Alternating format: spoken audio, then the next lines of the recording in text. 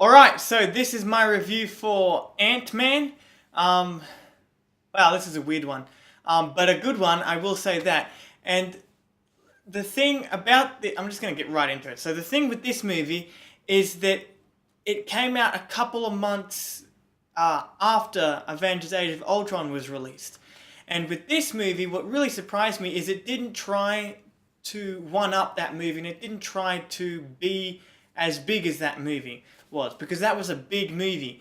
And you'd think that it would try to live up to the expectation of a Marvel movie, but it doesn't. It does keep itself very self-contained, very small, and it focuses on it understands and knows what it is and sticks to that and focuses on what it should, which is it's kind of like it's a heist movie for one thing, and that's very prominent, but it doesn't try to be anything more than that. It understands that it's kind of like a redemption story for Scott Lang, that in some ways it's a redemption story for Hank Pym as well. So I love how, in the literal sense, it is a small movie.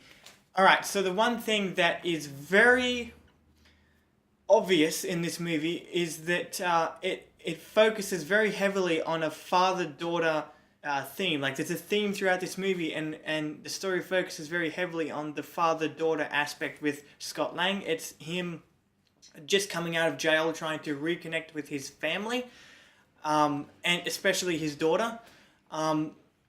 And with Hank, it's not quite like that, but it is very similar in the way that he's trying to redeem himself in the eyes of his daughter.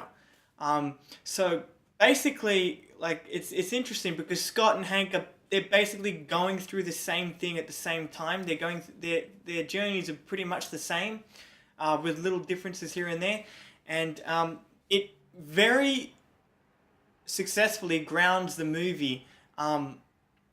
Because I'm just going to come out and say it. This is a weird movie, as I said. And when you're watching a movie about a guy that can shrink, you don't really take it that seriously all that much.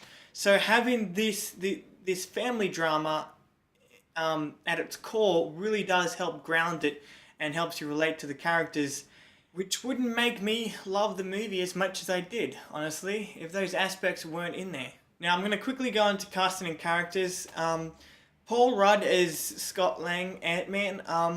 So before I even watched this movie back in 2015, I was a little worried because I was really wanting to get a Hank Pym movie, not a Scott Lang movie. I didn't even know about Scott Lang.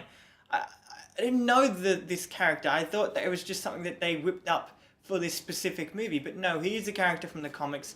I just would have liked to see Hank Pym because I've heard a lot about him. Like, I've grown up thinking that is the main Ant-Man. He is the main Ant-Man, and I would have liked to have seen him. He is in this movie, but he's not Ant-Man. So Paul Rudd is great as Scott Lang. Is he great as Ant-Man? That's where I get a little iffy on, because I don't know. Like I said, I've grown up with Hank Pym being Ant-Man, and having someone else be Ant-Man, it's kind of comes out of left field, and it's a little like I'm unprepared for that. But moving on to Hank Pym was spot on in this movie. Despite the fact that he's not even Ant-Man, he is awesome in this movie. Michael Douglas gives a good performance. I will say, I know Michael Douglas, he's up there with actors like Tom Cruise and Robert Redford and all that. He is a really well-known actor, and I've seen him in a couple things, but not that much. And he gives a really good performance in this movie, and the light in this room just dimmed so much. Anyway, but the one character that I loved more than Scott Lang as Ant-Man, than Hank Pym as himself, the one character that I loved more than any of them was Hope Van Dyne. I just really loved her. She, for me, was the most interesting character. Like Scott Lang, you pretty much know everything about him in this one movie. Hank Pym has got a little bit more of a past to him, so I want to see more.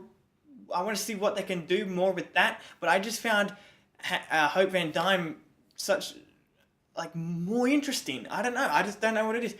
I found her interesting because she had like almost rage, or to put it in a nicer way. She had just like this pure drive in her that she was powerful using the Ant-Man abilities.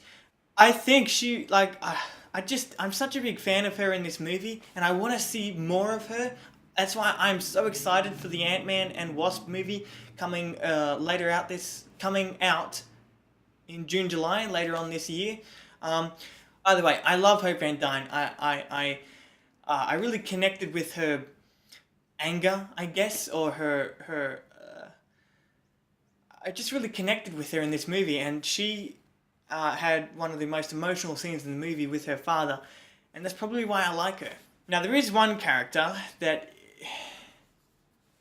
is shit. It's the villain. I mean, we should be getting used to this by now. Marvel and DC don't have good villains.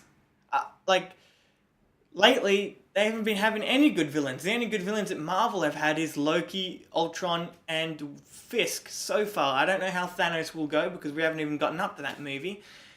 But they're really the only villains, and I don't want to count Winter Soldier because he's kind of like an anti-hero, so I'm not going to count him, okay?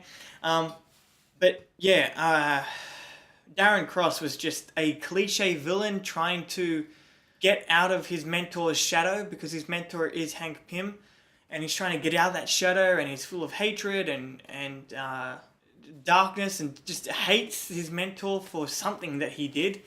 And he's just a cliche villain, and when he puts on the Yellow Jacket suit, I will say he obviously gets more, he becomes more physically threatening and menacing. But other than that, he's still a boring villain and doesn't invest me at all. Marvel really need to fix their villains, man. Look, this is a great movie. It's a great movie, and I will say I like this movie more than Avengers Age of Ultron. That was a fun movie, but this just got me more. I was interested in this movie more than that movie. I got more emotional. This movie touched me deeply more than Avengers Age of Ultron did.